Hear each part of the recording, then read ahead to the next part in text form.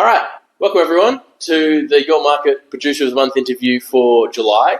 I'm here with Felix and Aidan from Trunkey Bacon and Pork, who you might know from local Sunrise fame or from local markets. It's true. So, Aidan, can you tell us a bit about yourself, how Trunkey got started, and how you guys came to start running Trunkey Bacon and Pork? So I'm Aidan. This is lovely Felix. And Trunkey started about 20 years ago from Fred and Zanzi D'Souza. They started it up. And they just started with a lonely little pig that Zanzi took on and then slowly worked its way up. And then they started to make bacon, making the bacon brew.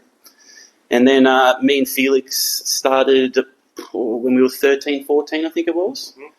And then just worked here ever since. I think this is my 12th or 13th year. I've lost count. And Felix has been on and off about the same amount of time. And we decided about 2.5 years ago to take over the business. And here we are just making the bacon, smoking the goods. Mm-hmm. Brilliant. Okay.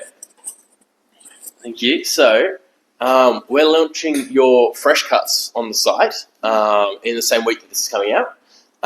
And so can you tell us a little bit about the health benefits of and the freshness of your products compared to, say, something that someone might find in Woolies or in Coles? Yeah, cool. Look, we're pretty pumped actually. Yeah, so the fresh cuts will be coming on soon. Look, the way we've always operated here at Trunkey, way our markets operate, is we cut all our pork fresh. So it can make it a bit difficult to come in shop because sometimes you're chasing something in particular and you get here and it's not cut. Mm-hmm. We always say we can cut it for you, but it probably takes 15 minutes opposed to just picking up and run.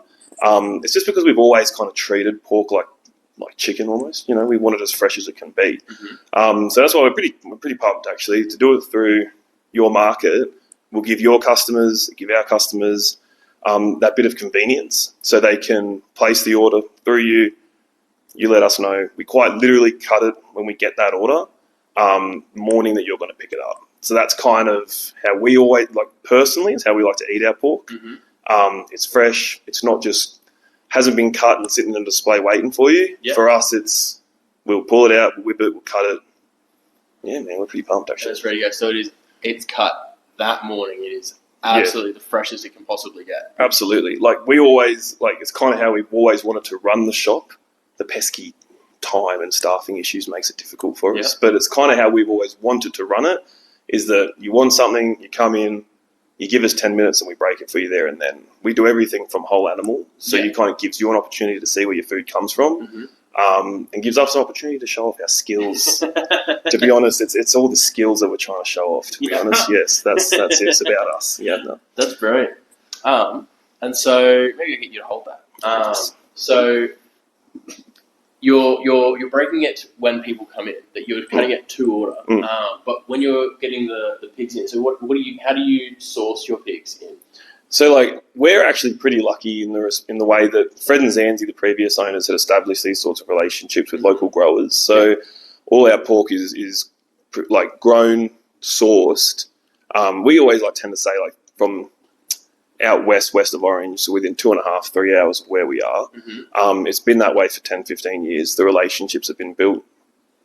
The pork is established as good stuff. Yep. And so the way that kind of works is we get pigs a couple of times a week. And we break them all ourselves. So they show up on a Monday morning, full carcass. You've got the full kit. And depending on what our weeks look like, depending on what markets we have on the weekend and orders, we then start breaking them down during the week. Right. So yeah, it's pretty cool. So that's it. So it's not like things are coming in and staying in the freezer for ages and ages. It's in on Monday and cut to order, and it'll be out by the end of the week.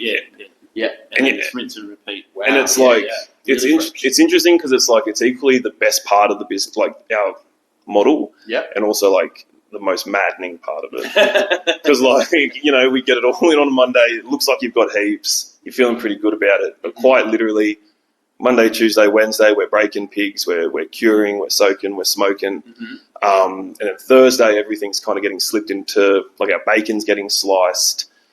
Thursday afternoon, Friday morning, we're slicing our fresh pork for markets on Saturday morning.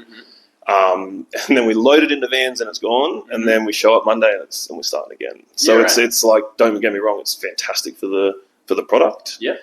Drives us up the wall sometimes. It can be great.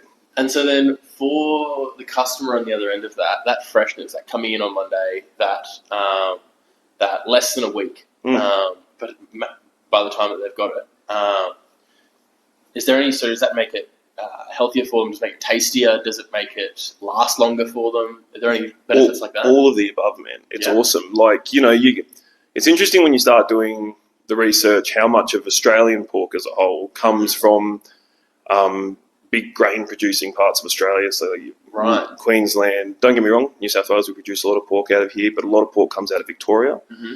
And I think what we try and communicate is, like you were saying, like food miles, meat miles, as far as how long it takes from the farm to the abattoir, from the abattoir to a processing where they get, sorted out, sent off, and then to a butcher. Mm-hmm. And then if the butcher is going to sit there and it takes a couple of days, how long that meat's been hanging around waiting. Right.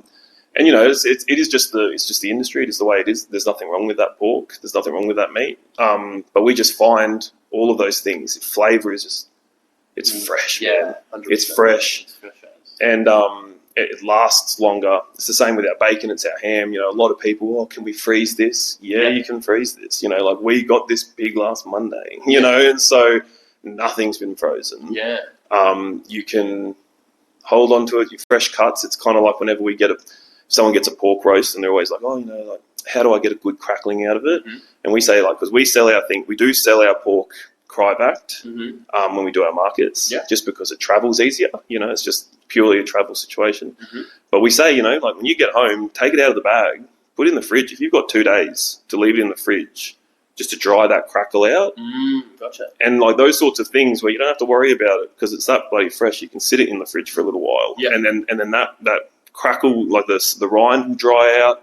You just get a heaps better product. The flavour, everything about it's better. That honestly, crackling. Yeah. Leave it in the fridge for a couple of days. That's the truth. That's the hot take. The hot take. Gotcha. You heard it here first. And so, beyond the fresh cuts, you also do an awesome range of sausages and small goods as well. Can you tell us a little bit about them and the kind of different varieties that you've got? Yeah, so we got heaps of different pork sausages. We got pork and fennel, pork and sage, Cumberland, which is a nice English one. It's got thyme, nutmeg, and cracked pepper in it. Ooh. My personal favourite. We also do Toulouse sometimes, and the tomato sausages. We sort of mix those ones up, and then along with all of our bacon. So we've got your shortcut, middle, and streaky, which you can see behind us.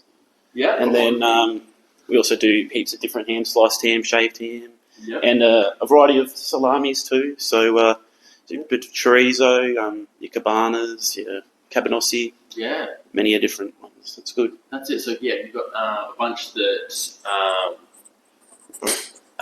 like your cabanos, your cabanossi stuff that is great for on platters and things like that as well. And charcuterie boards and stuff. Yeah, brilliant. And so you've got your small goods, you've got your bacon. You've touched on a little bit. Do you guys have a favourite cut of bacon? You've got 4, isn't it? There's 4 different ones? Yeah, we've got your middle streaky shortcuts and your shaved bacon. My personal favourite. What's your personal favourite? I don't know. I jump between the streaky because it's thin and crisp but nice. But then I also like the middle because it's got the rind and it's a bit thicker. It just depends on the day, really. And that's always the trick, mate. It depends on what you're doing. Yeah, both of them. Yeah, you get a little bit of everything. No, like honestly, it's kind of how we always start the conversation. People are kind of like, I'm looking for this. You're like, well, what are you doing with it? If you're making a soup, we do a diced bacon. Yeah, you'd always recommend the diced bacon. You've got nice big chunks. They break down. Really good. Just doing bacon egg rolls for the family. We do a shaved bacon. Cooks nice and quick. Gets really groovy and crispy. Yeah. You're wrapping a chicken. The streaky's nice and thin. So there's like. Right. Okay. There's many levels to the bacon, mate. Right. Many levels. You got the middle. Yeah, no. Right. Okay. Right. Okay. And so then there's also a few other more specialty products that you've got. So can you run us through any sort of the specialty stuff and maybe uses for that people haven't really thought of? People don't really kind of buy that stuff very often, but they don't really think of it. Like we do a couple of like groovy little. Yeah, like you said, specialty cuts, I guess. And they're things like we do a really nice Chinese barbecue pork fillet. Yeah. And it is, we take the tenderloin or the pork fillet, we marinate it, 5-spice, star anise, brown sugar, all those good things, and then we steam it. So it's pretty much cooked, ready to rock and roll. Right. And that just makes your fried rices, your sushi. If you're making rice paper rolls, right. Okay. and those sorts of things are super quick, super easy. Yeah. And we do those. Not many people really think about those, and they're like the dark horse. Yeah. But we also do really cool English cuts like your gammon and ham steaks, and they're just awesome little slices of ham that your grandmother might have put a slice of pineapple and some cheese stick under a grill, these little. I'm telling you, plenty of those cool things. Yeah, right. Mm-hmm. So there's a lot of a lot of experimentation that you could do with this as well. Yeah, oh, man, the world is your oyster. Very nice. Okay, and so for someone that hasn't tried your products yet, you've got an event coming up at the Orange Fire Festival. Do you want to tell us a little bit about that and kind of when it is, how people can kind of... We're actually pretty super pumped. It's probably our first proper collaboration. We're coming out of the woodwork, but it's pretty fun. We're working with Paula out at Hillside. Chef Richard Lamont. He's coming out too. He's going to make sure he steers the ship. Don't leave us just doing our own thing. We've got no idea, but it'll be really groovy. It's going to be out pretty damn quick. It's the Amber Fire Feast. Yeah, Fire Feast. It's going to be really nifty. It'll be out at the Orchard. Paula has put together a really awesome bonfire. There'll be fires everywhere. You bring your own picnic, bring the family, BYO, that sort of thing. We're bringing a nice big pig on the spit. Yeah. So and Richard's going to put together an awesome plate just full of roast veggies and that sort of Brilliant. stuff. Okay. Make fresh apple sauce and lovely. like a nice little pear and fennel. Pear and fennel. Pear and fennel salad. Okay. It's going to be really nice. And what was the date for that one again? It's the first Sunday of August. The first Sunday of August. Yes. Okay. And you can buy tickets on... It's third? I think, yeah, it's on. You can go to the Orange 360 Instagram. Yep. Or Hillside. Yep. Yeah. And we'll be reposting all of those things on our Instagrams as well. So just watch this space. Watch this space. We'll put a link to the tickets at the bottom of this as well. It's going to be really good. Really great value. Scan history. And so you said this is the first of potentially many collaborations. So how important is it for you to be part of the local community, and how important is it for supporting local producers like yourself, like Hillside, like Richard Lemont? Because we grew up here too. We're super lucky out here where we are, with what we have access to. You've got chefs that are coming out here that want to cook our food. So to be a part of this community is awesome. There's farmers just everywhere around the corner. But man, we eat well and we drink well in Orange. Between our wine and our local food, we're actually super lucky. So we'd love to be a part of that sort of thing. It's fantastic. Keep us fed. Brilliant. We love it. And so, finally, what are some favorite preparation methods and recipes that you guys would recommend using your products? So you've talked a little bit about these are the gammon, secrets. the cheese, the pineapple. You've talked about the different uses for your bacon, the Chinese barbecue pork. Do you guys have a favorite, or is there a way to do it that you guys really recommend? Oh man, these are where the secrets come out. So I guess if we're thinking roasts and stuff like that, I guess the biggest question we get asked the most about is good old crackle. How to get a good crackle on a good roast. And I think what you can't do is you can't rush these things. Right. Okay, so the trick is all in the preparation. Gotcha. So we're both really big strong believers in getting it in the fridge, giving it 24 hours at least in the fridge, and just salt on top. Just pack that salt on.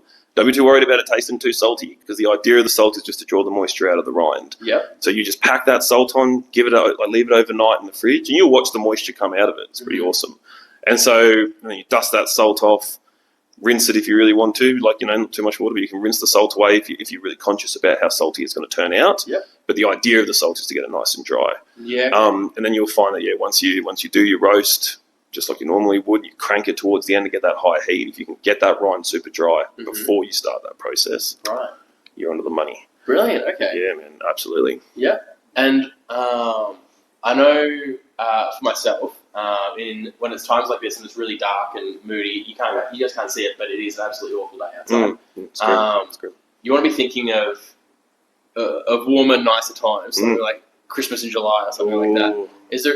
Do you guys do hams all the way through the year? Do you want to tell us a little bit about that? And maybe people not thinking about hams outside of Christmas, but ways that they could use your hams or fun things they can do with it in middle of winter. Look, like July is a interesting point of the year for us because we know when Christmas in July is here means December's just around the corner, which is terrifying. But no, look, and it's another big question we get all the time. We definitely smoke everything all year round. Yeah. So like we do half hams, whole hams, bone-ins, bone-outs. We do that all year round, and I guess that's the beauty of what we do. We break everything ourselves, which means we smoke it all ourselves, which means whatever you want, we can tend to do it all year round. Right. So yeah, like we do. Like I said, whole bone ins, even when it gets not a little bit warmer and you don't necessarily want to have to glaze a ham, we can do bone in ham. So when you've got people over, you can just slice cold meat. And like, I guess, and even when you just want a bone in, like, you never know when you just want some ham in the fridge. Yeah. All year. Keep it there, just slice it off, thick, thin, however you want it. Yeah, gotcha. All year round. Anywhere. We might not be convenient, but we can get you a bloody ham whenever you need it. Just let us know. Just let us know. That's it. And that's true. And so finally, what's coming up for Trunkey Bacon and Pork? Is there anything that's on the horizon that you want to tell people about? Or, I mean, Emberfest, is there any... Yeah, like, Emberfest is definitely what we're looking most forward to at this point, But, I don't know, I guess at this point, Aidan and I are just focusing on doing what we're doing and doing it well. So, like we have dreams, don't you worry. The things we want to do versus what we have the time to do. Pretty big. Pesky time. Now, pesky time. So I guess, I don't know. I think when you say is there things in the future that we're looking forward towards, I guess we're just looking forward to Saturday, going to the markets, selling all the hard work that we put into it. And then, who knows, eventually if we can start snagging some staff or start doing that sort of thing, we can start playing a bit more. But I think, like I said, we're just focusing on getting it done, doing it right. Focusing on the quality, focusing on the product. Yeah, and like... It's the best it can be. So. Yeah, I've only got bloody 6 days of the working week, really, so that's pretty much maxed out. Another day would be great if you've got a spare day. So that's brilliant, guys. Thank you very much. Thank you for being our producer of the month for July. Like we said before, if you want to... go out to Hillside Harvest and be part of the Ember Feast. There'll be a link to that on the page below. You can also have a look on Orange 360, on the Trunkey Bacon and Pork Instagram, or at Hillside Harvest Instagram. Keep an eye out. There'll be also recipe of the month, and other recipes coming out with some great ideas that we got from today. And if you want to go and buy it directly from these guys, they're at the farmers market every month. Or you can order it on Wednesday or Friday from YourMarket, and we'll deliver it straight to your door, freshly cut in that week. Best pork you can get. Try our hardest. Thank you. Brilliant. Thank Cheers, you, guys. mate. Thank you very much.